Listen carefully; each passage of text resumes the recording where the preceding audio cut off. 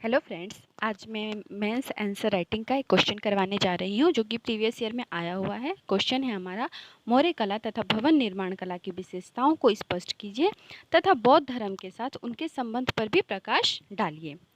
ये हमारा 2019 में जो 64वीं बीपीएससी का एग्ज़ाम हुआ था उसका क्वेश्चन है। तो इसका जो मैंने आंसर तैयार किया है वो इस टाइप से किया है। वैसे आप इसमें अपने हिसाब से एडिटिंग करके जो भी आपको आंसर सही लगे आप कर सकते हैं। ये जो मैंने आंसर तैयार किया है ये इस हिसाब से कि मौर्य साम्राज्य प्राचीन भारत का पहला अखिल भारतीय साम्राज्य था जो भारत के अधिकांश भाग और उसके उपमहाद्वीप के चारों ओर फैला हुआ था। इस अवधि में लकड़ी के उपयोग से लेकर पत्थर तक कला और वास्तुकला में एक महत्वपूर्ण परिवर्तन देखा गया। मौर्य कला को कई रूपों में विभाजित किया जा सकता है, जैसे कि मूर्ति कला हुआ, फिर वास्तुकला, सिक्के, पेंटिंग आदि।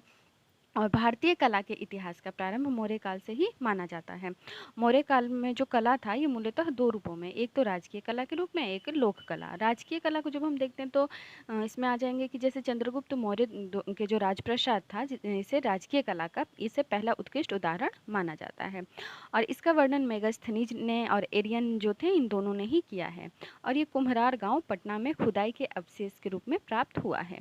इसकी विशेषता यह थी कि इसका जो फर्श था और जो छत थी दोनों ही लकड़ी के थे और इसमें बलुआ पत्थर के 40 पॉलिशदार चमकदार पाषाण स्तंभों का प्रयोग हुआ था।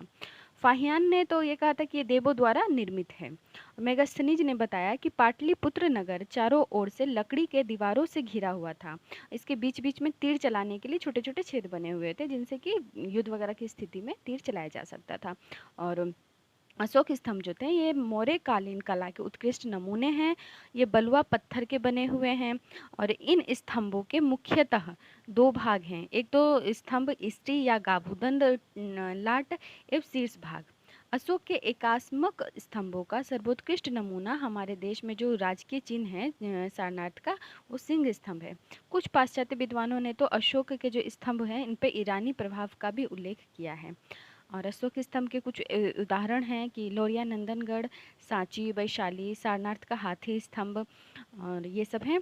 फिर रामपुरवा के जो बुल राजधानी आदि। और अशोक ने इन स्तंभों को बौद्ध धर्म का प्रतीक बताया है। अशोक ने बौद्ध धर्म से प्रभावित होकर स्तूप निर्माण को प्रोत्साहित किया। सांची, भरहुत एवं सारनाथ जैसे अनेक भव्य बौद्ध स्तूपों का निर्माण भी करवाया था। अशोक ने चट्टानों को काटकर गुफाओं का निर्माण करवाया था। ये एक नई शैली थी। गया जो है बिहार में एक स्टेट है, सॉरी बिहार में एक जिला है गया।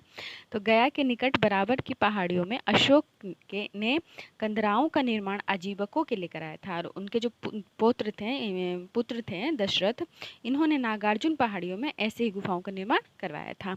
कुछ सिक्के थे जो मौर्य काल के दौरान ढाले गए थे, जैसे कि चांदी के होते थे और कुछ तांबे के भी बने होते थे। ये पंचमार्क्ड होते थे और इनके जो नाम हैं वो कर्णपना के नाम से जाना जाता था। और हाथी जैसे प्रतीक रोलिंग में एक पेड़ सिक्कों पर पहाड़ों के चिन्हित किए जाते थे। और लोक कला जो होते थे तो यक्ष यक्षिणी की मूर्तियाँ जो कि मथुरा से पाटलिपुत्र, विदिशा, कलिंग और सुरपारक तक पाई गई हैं, उनकी अपनी निजी शैली है। ये महाकाय मूर्तियाँ खुले आकाश में स्थापित की जाती थी। बेसनगर में एक महिला आकृति भी पाई गई हैं और उनका चेहरा जो एकदम गोल सा है, शरीर भी स्वस्थ है और होठों पर मुस्कान है। मेटे फटे हुए हैं, हाथों में चूड़ियाँ और आंखें में तेज हैं। और कुल मिलाकर यह समग्र रूप से मुद्रा का शानदार लुक है। और जो उत्तरी ब्लैक पॉलिश्ड वेयर यानी NBPW जो थे वो मौर्य कला के मुख्य मिट्टी के बर्तन होते थे। ये बारीक बलुआ जलोढ़ मिट्टी से बने थे और ये काफ़ी चमकीले टाइप के भी होते थे। ये मुख्य रूप से गंगा घाटी के क्षेत्र में पाई जाती है, क्योंकि गंगा घाटी के जो मृदा होती है उपजाऊ होती है, जलोढ़ मृदा होती है, तो इसीलिए। और बौद्ध धर्म के साथ अगर हम मौर्य काल का संबंध देखें तो इसमें हमें ये मिलता है कि कई बौद्ध स्थापत्यों जैसे कि सांची, भरहुत, सारनाथ स्तूप के अलावे अनेक बौद्ध विहारों का निर्माण मौर्य राजाओं के द्वारा किया गया था।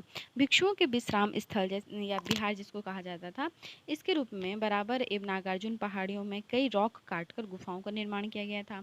और बौद्ध धर्म अपनाने के बाद अशोक ने बौद्ध नीति एवं उनके आदर्शों का प्रचार प्रसार भारत के बाहर कई देशों में करवाया था।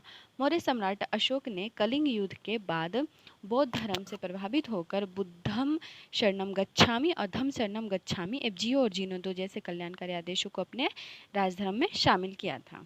निष्कर्षतः में हम ये कह सकते हैं कि उपरोक्त विश्लेषणों के आधार पर हम कह सकते हैं कि मौर्य साम्राज्य भवन निर्माण कला में काफ़ी समृद्धशाली रही और बौद्ध धर्म से उनका अन्योन्यत संबंध रहा, यानी काफ़ी अच्छा गहरा संबंध रहा। इस प्रकार से ये मैंने इसका आंसर किया है। नेक्स्ट क्वेश्चन वीडियो में मिलूंगी नेक्स्ट क्वेश्चन के साथ, तब तक के लिए थैंक यू।